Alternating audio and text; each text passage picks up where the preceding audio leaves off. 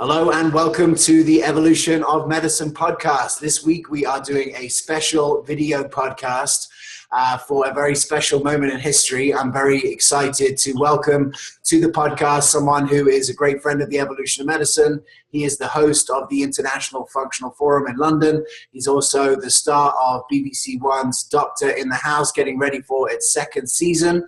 It's a big warm welcome to one of my favorite functional medicine doctors, Dr. Rangan Chatterjee. Welcome, Doc. Hey, James. Thanks for having me on your podcast. And looking forward to this. Really excited about the next few weeks. Yeah, it sounds like there is a lot going on your end. So I know, just a few years ago, your typical day was going in and being a generalist and seeing people in the NHS. Compare and contrast that life to your last week on this planet. Yeah, I don't even know where to start, James. The sort of prelude to this has literally been the hardest 6 months of my entire career. Pretty much been going 7 days a week for 6 months around the UK, 8 different families, 2 to 3 family members in each one, trying to give them wraparound care to see actually what happens when you have more time. So you're right. Just a few years ago, I was in that model, and I still am from time to time. That's a reality, and it is very, very challenging within 10 minutes to do what you want to do with every patient. I think all doctors recognize that that's a big problem. And, I sort of went to the other extreme where I had, in many ways, unlimited time with my patients. It isn't quite unlimited time because by cutting a TV documentary, there are certain time restrictions and you have to do certain things. But the reality is I got a lot more than 10 minutes. In fact, I got a lot more than the hour or the hour and a half that a lot of the functional medicine doctors or integrative medicine doctors are getting. We all talk about getting more time. Well, I got that time. And some of these cases on this new season are the toughest cases of my entire career. It really pushed me physically, mentally, emotionally. But I've got to say, I'm so proud of the results, and I really think this is going to be a game changer here. It's going to really show the public, how we can look at medical problems in a very, very different way. But I also think a lot of doctors are going to see what I've done and go, hold on a minute, that's really, really different from what I would be doing. So, I can't wait for people to see this series. The first episode has just gone out. We've had a phenomenal response to it. I'm looking forward to seeing how people respond to the next few. Yeah, so for people who haven't watched the show, it's only really been in England, hasn't made it to America yet, but I think maybe the potential for that to come in the future. It's kind of like the way I think about it is Dr. Oz meets Super Nanny. So you're actually in the house working with people for 30 days and helping them with all their different health issues. The first season, was absolutely incredible, just seeing those kind of changes. For those people who haven't seen the episode from Monday, either because they don't live in the UK or they just haven't seen it, can you recap the case in the first episode, or what happens in the first episode for our listeners? Of course, James. Just before I do that, I just want to sort of highlight that the first season of Doctor in the House, yes, it premiered in the UK, but it's gone to at least 20 different countries around the world. So literally millions of people around the world have seen the power of looking for the root cause, the power of lifestyle medicine, the power of taking a functional medicine approach to these problems. And I just want to say, and it's really important, this is that in the first series, there were many excellent results that I'm super proud of. But the one that got a lot of the headlines was that complete reversal of type 2 diabetes within 30 days. I know what's happened since we cut that first series. The lady in question, Dottie, I have not seen her for about 18 months now. I've not been in her house. I've not been giving her care. And she is still not got diabetes. In fact, she's been to a doctor recently and her blood sugar is even better. So the point here is that not only has that family's lives been changed, not just for 30 days, but beyond, but also they're taking pressure now off the healthcare system. She's not been to a single doctor's appointment. She's not been to see her practice nurse. She's not had any medication bills that the NHS would be paying for. So the impact from that first series, I think, I've demonstrated that actually this is sustainable for people. Just think of the saving across the board from just that one family no longer having type 2 diabetes. So I just wanted to highlight that was one of the real things for me of the first series. This is why I think this is the most exciting project in medicine, and why I'm so excited about where functional medicine is going, because I see the potential to take pressure off health systems by reducing the numbers of people who have these complex chronic diseases, and getting them out of care and making them cost almost zero to the healthcare system is something that is good for almost everyone in the health ecosystem. And I'm excited to see how you can scale it out. Well, let me tell you about the new season and the episode that just went out on Monday night here. So, the response was really, really good. And, there's a lot of questions being asked as to what I did, why I did it, why is there such a different approach? And I'll tell you what happened. And we had a lady called Gemma. Now, Gemma had suffered from something called cluster headaches. Now, these are also known as suicide headaches. That's how bad they are. People have actually taken their own life or contemplated euthanasia because the pain is that bad. Now, look, we read about it, we hear about it, but very few of us as doctors have ever actually seen it. So I literally was in one of the most uncomfortable places in my entire career. I was in this lady's house with her husband, with her 2 kids, and I was watching her have an attack. She was screaming in agony. Her children are having to comfort her. Her husband's there trying to do something, but nothing was working. And as a doctor, I felt completely powerless. This wasn't an acute problem where she was having a myocardial infarction or a heart attack, where I'm trained to do something. There was not very much that I could do there. So I literally had to just watch and feel helpless. And that was really, really hard. But she basically was getting 80 to 90 of these every single week, and has done so for about 10 to 15 years. And she's been under neurologists. She still is under a neurologist. She's been under her primary care doctor, her GP. She's on medication. Despite that, she's getting 80 to 90 per week. So really, I have to take a different approach. I can't simply do what she's already done, because A, she's already done it, and B, it's not working. And the medication that she was taking was making her feel unwell, so she didn't even like taking it. So I really had to dig deep, and I thought, well, I'm not actually had a case this bad, or knowingly had a case this bad, because as I say, you would never actually see this in your consultation room.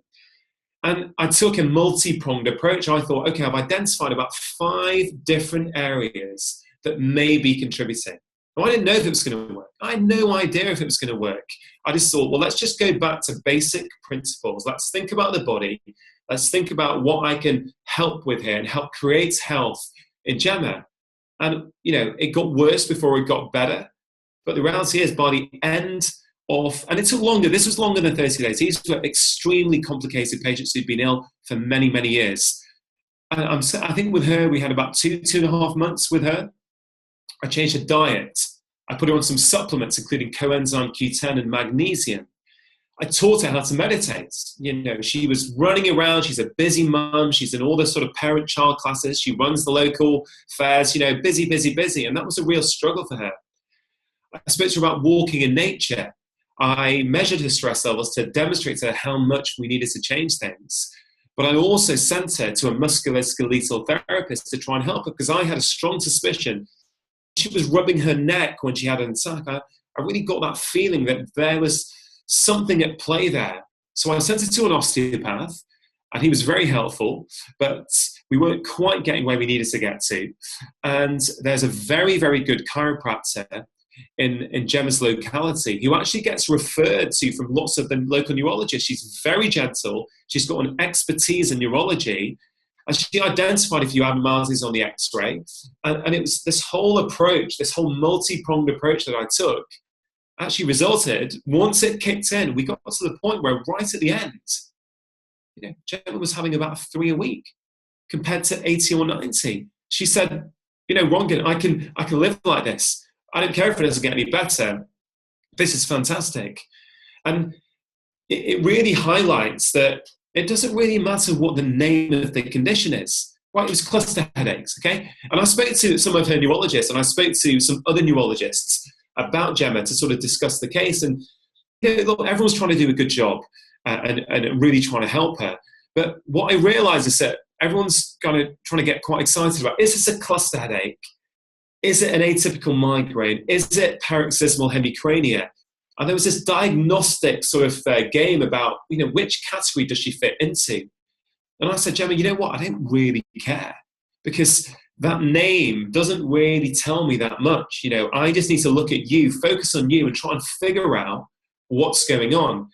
Again, I didn't know if it was going to work, James. I really didn't. I was, I'd come home from filming, I'd be exhausted. Yeah.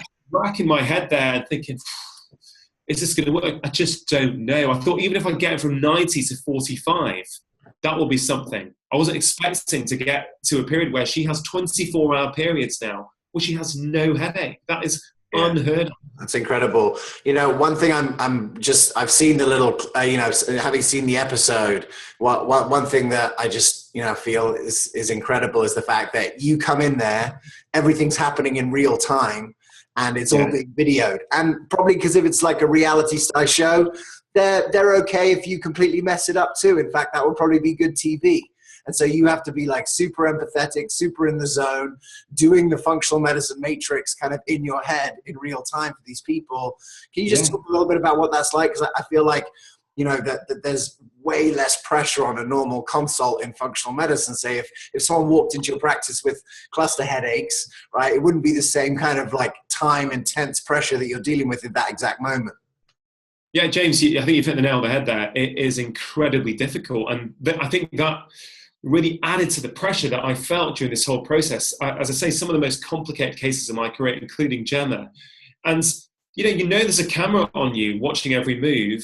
You are, I'd like to think I'm naturally, I naturally demonstrate empathy to patients because I do care. The reason I do this, you say reality TV, I think that term has become, a bit of a poisonous term. And I personally don't regard myself as doing reality TV. This is what the BBC call an observational documentary. So this is not staged. Okay, I think maybe a lot of the US shows that I see when I'm over studying, that it's all under bright lights. It's all kind of quite, how can I put it? Brits and US, there's a slightly different style, isn't there, in terms of how we do things? That, James, as well as anyone. And I think what people are going to really like in this series is that you feel as though I think the viewer is going to feel as though they're on that journey. There are so many, bits that have made the edit that, I've not delivered perfect lines. I fluff my lines, if you want to put it like that. But it doesn't matter because it's real life. It's in the moment. It's not polished.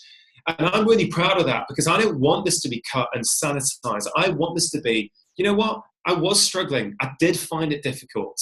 But what I did, I made a commitment to myself and these families that I would do my absolute best to see if I could make a difference. And I think that's what all doctors really want to do, is just do their best. And this series gave me the opportunity to try and do that. And I really feel lucky, James, because, I know when I'm not in NHS general practice, when I'm seeing patients privately, I have a lot of time with my patients, an hour and a half. And I enjoy that. But sometimes you do wonder, what is it like with more time than that? And I get that, but that comes with challenges. And I think a lot of people probably won't realize that watching it, but I think there's a sweet spot of time. I think you can have too much time and too much information because suddenly then, every single thing, you see the family dynamics, you see little arguments, you see all kinds of things that actually it can become a lot of noise in your head, and it can be very hard then to filter out what's important and what's not. Plus, you get emotionally involved. You start to know these people. It starts to become like friends, and that makes it hard to stay objective. So, I don't know. I'm really proud of it. As I say, it's the hardest 6 months of my entire career. It put an enormous strain on my family life, on my personal life. But actually, now that it's airing, now it feels worth it. I know I spoke to you a few months ago when I was in the midst of it. I was struggling. I was thinking, is it worth it? How much more of this can I do? But the reality is now seeing, the Daily Mail, one of our biggest, I think it's the biggest online newspaper in the world. It covered the story, it did a big exclusive, and it covered about some of the things, it was it was sensationalized a little bit, as the media tend to do. But the reality is, I think there's no doubt when people read that this is a very different approach than what they are used to with their doctors. Yeah, no, that's one thing I wanted to ask you about, because I think maybe in the first season, it wasn't so obvious that there was a totally different approach happening, or it was obvious, but it wasn't called out. In this season, we've seen the first couple of families. What can we expect from the rest of the families? And will it become clear to the viewing public that this doctor is operating on a very different operating system than the regular doctor? I think so, yeah, I think so. You've got to bear in mind that this is a mainstream channel. BBC One is our biggest channel. A 9 p.m. slot is a primetime slot. So, it has to have an emotional narrative for people to watch this. And I do recognise that. And I think I was a bit naive during the first series, but I recognise that if you're going to get people to watch an hour of television, and frankly, it's an hour with no commercial break. So that is, the equivalent of about an hour and 20, an hour and 25 on another channel. So this is a long documentary film each week. You have to keep people engaged. It has to be an emotional narrative. So one of the way they've kept that in this one is actually they've got 2 families in every show, so you can jump between families to keep the story moving. But I think there's quite a few cases in this one that it's going to be really, really obvious that this is a new approach, because the one that comes to mind is in a few episodes, well, actually there's quite a few that come to mind, if I'm honest, James. There's a case of fibromyalgia. Okay, so this is your classic case, lady with 3 kids, lovely family, like all of them, fantastic families, and real honor for me to try and help them. But she had about 9 to 10 different diagnoses that she picked up from her doctor over a period of years. She was on, I think we counted, the first time I met her, we counted it. Some days she takes 20 different pills a day. So this is your classic case that we see all the time. She's still struggling. She's still unable to work. She's still trying to do her best. She's on 20 pills. She's got 10 diagnoses, yet actually nothing's really working. So what I said to her, and actually this is what's going to come up later in the series, I said, well, let's get rid of these diagnoses. Forget about them. Let's just go back to basics. Let us just work out with you what's not working bit by bit, and let me start creating health in your body in those different parts. And I identified multiple abnormalities, a gut problem, something that your listeners will know about, something called small intestinal bacterial overgrowth, or SIBO. Yeah. She had that. We know there's an association of that. There's an association between SIBO and things like chronic fatigue and fibromyalgia. Doesn't mean it's causing it, but it could be a contributory factor. So I dealt with that. I had to give her some supplements, to help her mitochondria generate energy. I tell you, James, one of the most telling parts of this for me, and this will stay with me long beyond this series, we all talk about mitochondrial health. We know at conferences we learn a lot about mitochondria, and mitochondria do so much in the body, but they actually, one of their key functions is to generate energy. So on the first night, Nicola, who has fibromyalgia, so she goes for a walk around her block, and that's her way of trying to stay fit, because she's scared that if she doesn't do that, she's going to end up in a wheelchair. And I understand where that comes from. She's seen that happen to people, and so it's a very rational fear. So I went for that walk with her, and I was talking with her 20, 25 minutes, we're all chatting away, and then suddenly, about 30 minutes, 35 minutes, or maybe about 25 minutes, suddenly, she couldn't talk anymore. Her speech started to slur. Her eyes started to blink slowly. It just suddenly happened, and I got it right there and then. I got it. I thought, her mitochondria, her body has just exceeded her mitochondria's ability, their capacity to make energy. So I got a really, really good clue there. I thought, wow, her mitochondria don't have the ability to generate energy to support her. And it was so clear. We got back to the house and she could barely talk to me. She was slurring her speech. And I spoke to her husband. I said, does this happen? She goes, yeah, all the time this happens. And Nicola wasn't actually aware that this was happening. So what was great, James, about that is that I've read mitochondrial dysfunction. I treat mitochondrial dysfunction, but I got to see it in real time in a way that most doctors don't have the opportunity to see. So I feel very lucky, and it was a real learning moment for me as to what was going on in her body. So I had to address it. I had to stop her exercising. I said, Nicola, at the moment, you've got to stop.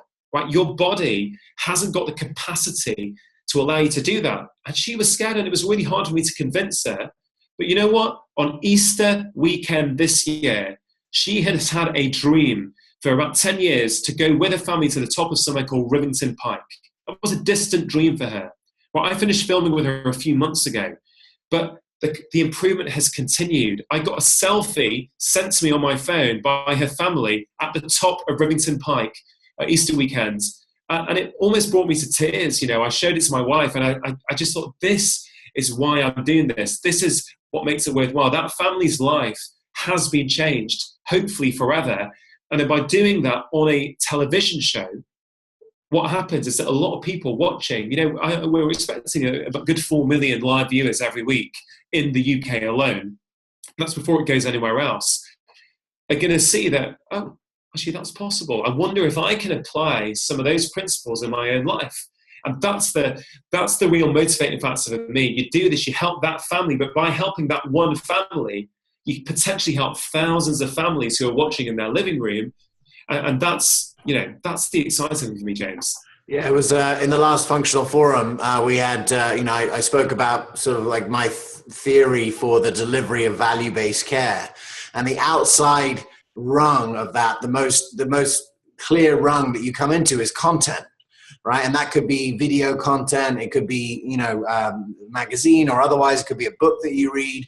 But it seems to me that like you've got this incredible package of incredible content showing a transformational story, but the distribution of a worldwide distribution channel like BBC, where now that's going to be seen, you know, BBC Asia, you know, all these different areas around the world now. And, you know, the ripple effect of this is super exciting. And, you know, you see someone like Isabella Wentz, who did her thyroid documentary through a, you know, doesn't have the distribution, but got 600,000 people to watch it because of, you know, independent distribution. And now, you know, you have, you know, big organizations like the BBC distributing this kind of content. It's only a matter of time before anyone who has one of these issues comes into contact with this content. And for some people, just knowing that that's possible is going to be enough. Some people are going to need a community or coaching or the care of a physician or otherwise. But I agree with you. You know, just so excited to do that. James, you're absolutely right with that. And I think there's so many people around the world who are doing that bit, who are trying to sort of create awareness. And it's going to take everyone around the globe doing these things. And then suddenly you'll hit that critical point where enough people know about it.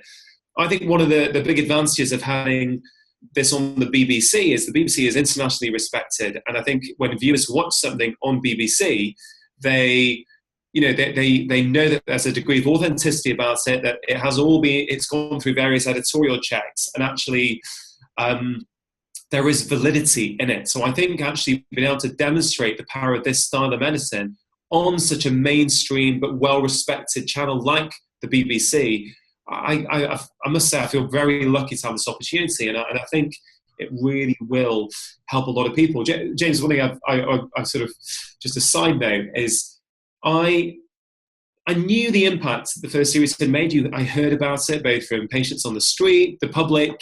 You know, when I go to hospitals or GPs, a lot of people will talk to me, and including a lot of hospital specialists love the first series. But we had to stop filming sometimes this time because we were out on location, you know, maybe at a market, maybe in a shop. And so many people stopped me, and I just had so many wonderful stories being told to me. There's a couple actually, you know, told me that they ran the Berlin half marathon a few weeks before. You know, a year and a half before that, they were overweight, they were struggling.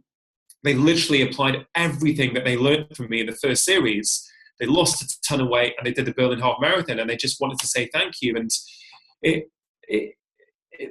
I don't know, it really makes me feel that it is worthwhile pushing myself to do this, because frankly, it's much easier not to do that. It's much easier just to go to my practice, come home, see my wife, see my kids. You know, that's a much better work-life balance. But I just feel this is too good an opportunity to help create change, certainly across the UK, and hopefully the ripple effects around the world. No, definitely, it's happening, and it's my intention to facilitate this through the provider network that we've built. I don't know if you saw, I sent you a message yesterday, but there's a functional forum meetup group now in Chester/Wirral, your local. Yeah, I saw that. I'm so happy to get that. I mean, you think, James, what you're doing It's been fantastic, to just come up with an idea, but that idea now has spread. And I mean, how many meetups do you have now across the world? There's a couple hundred, and it's really exciting to see when you give the power back to the meetups. They're thriving now because they're coming up with their own ideas of how they want to grow, and how they want to deliver it. And it's really exciting to be playing one part of the team. I was speaking to Jeff Bland and Mark Hyman. Mark Hyman gets Jeff a speaking gig at the Cleveland Clinic, and it's all like everyone's working together to take the whole thing forward. And one thing I've got to say is that the media here, the obvious story for them is that, you had more time, Dr. Chatterjee, with these patients. And I've always been keen with all the media that I've done last week, and I'm going to continue to do during this series, that this is not just about time. Time is one factor, but there's another critical factor here. Even with more time, the majority of doctors would not be taking the approach that I took. That is not a criticism of those doctors. That is simply, we have not been taught how to look at these chronic diseases in this way. And I am really trying to get that message across in the media, because it's very easy to go, well, it's all right for you. You had more time, but we've got to go back to our 10-minute consultations. And I'm first of all saying, well, no, we don't. We can think outside the box now. If we are going to save the National Health Service, let's start thinking about simple things like group consultations. I mean, that's a simple way that we could help. Get a nutritional therapist or a health coach in every single general practice in the UK. Wouldn't be that hard to do. It would be very, very cost effective. That's something else we could do. But the big thing is, teaching doctors, or what I wouldn't say the big thing, one of the big things that we need to do is teach doctors how to look, how to use this operating system and how to use this framework to look at these chronic diseases in a different way. These patients were already under specialists. They were already under doctors. These guys weren't just coming because they couldn't be bothered going to see their doctor. These patients were desperate. They had been to the GP, they'd been to the specialist, and despite that, they were still struggling. So I often wonder, why would people put themselves through having cameras in their houses for 2 months, seeing every bit of their lives? I mean, I wouldn't do it, but I figured it out. The reason is they're desperate. They want to know, is there something that can be done? I had a really interesting chat with the new chair of the Royal College of General Practitioners, Professor Helen Stokes-Lampard, just a few weeks ago, explaining to her what I'm doing, explaining to her that I want to help teach doctors this approach. I want to help teach doctors lifestyle medicine, and they're very keen to do something with me. I'm running a course in London in July called Prescribing Lifestyle Medicine, and the RCGP, the Royal College of GPs, have given CPD for it. So, I want to take this and I want to start educating doctors out here in the UK so they can start helping their patients, because we need all of these things to happen. There's no good just watching a TV show and going, well, you know what, that was an interesting watch, but what are we going to do in real life? No, I'm going to help now convert this from a TV show into real life with people by training some of these doctors. Yeah, absolutely. That's what's needed, and it's really exciting to hear that. So, obviously, you've got the first episode out now. You said there's these other things. Are there a couple of other conditions that we should look out for in the rest of the series? Yeah, I mean, I won't give it all away because I think there's something to be said for actually watching it and watching that story unfold. We've got childhood obesity, and this kid, one of the loveliest kids I've met. He's getting bullied. This guy, literally, he's an active kid. He's an active kid. There's not many more active kids than him, and his diet ain't that bad. So I had to really think outside the box and go, what is driving his obesity? And it's this whole approach that I spoke about on my TED Talk, James, that, we've got to look at everything, all the contributory factors to what is generating or what's creating health or creating illness. We can't just assume, an obese child, food and exercise. Of course, they are significant parts of the puzzle, but they're not everything, and I demonstrate that. And I think that it's going to be very obvious I took a different approach with that child. We've got fibromyalgia. We've got unexplained fatigue in many families. How many patients have gone to their doctor saying they're knackered, they're tired all the time? They get a series of blood tests ran, nothing really showing up, you're fine, nothing medically wrong with you. I don't know how that goes in the US, but that is very, very common here. Unexplained fatigue, that comes up a lot. And you know what? There are different reasons. There's a rare genetic mutation that comes up that I managed to identify. Someone has been under their doctors for 20 years. And really, by digging deep, we got to the root cause, turned his life around. He's actually very bitter now, very bitter. And I understand it, bitter with the medical profession. So why has he wasted 20 years of his life with this fatigue when it was actually a very simple fix in the end? And I feel for him. I really feel for him. There's all kinds of mental health. There is a huge mental health story in this series. And you know what? A lot of the improvement I got was with food. We're getting more and more research all the time about food and moods.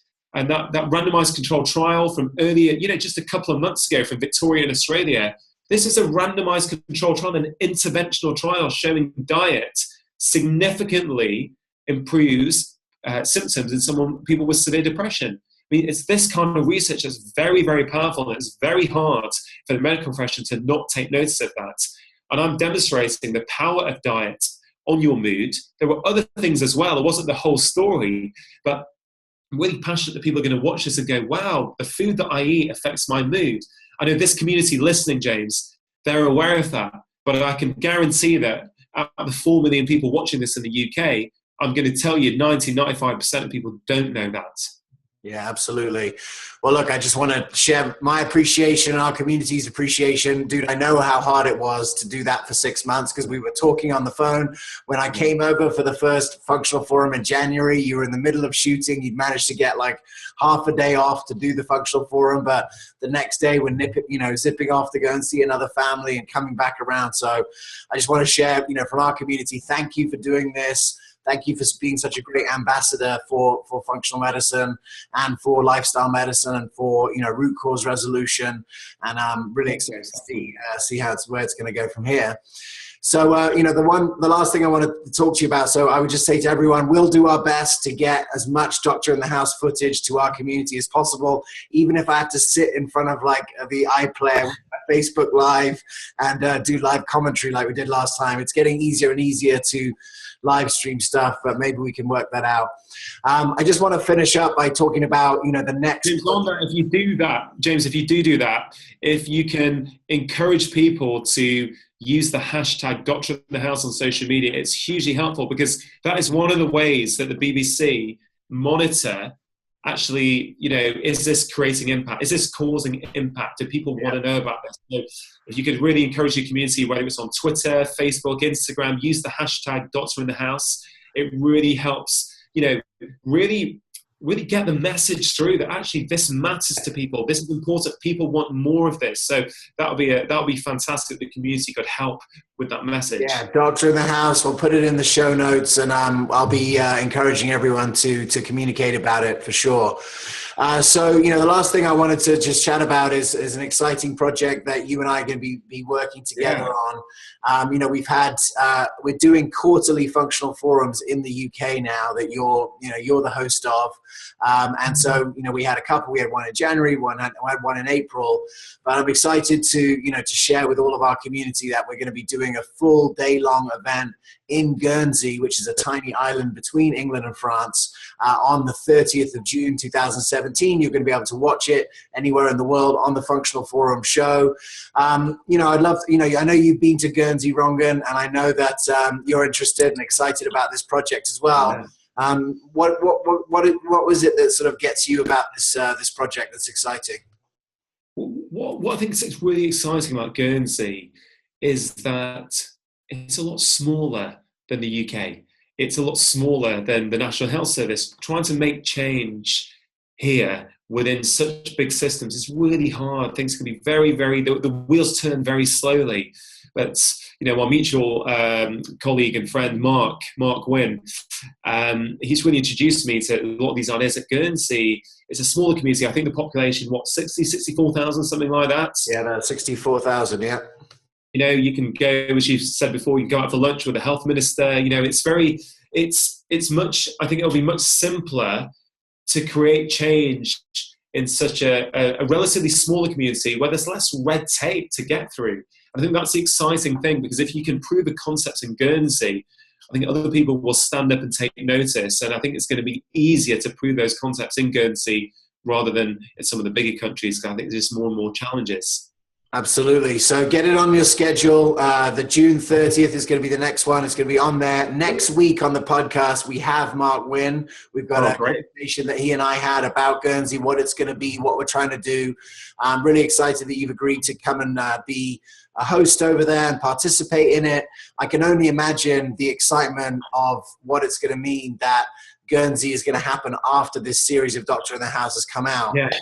It's going to be truly transformational, I think.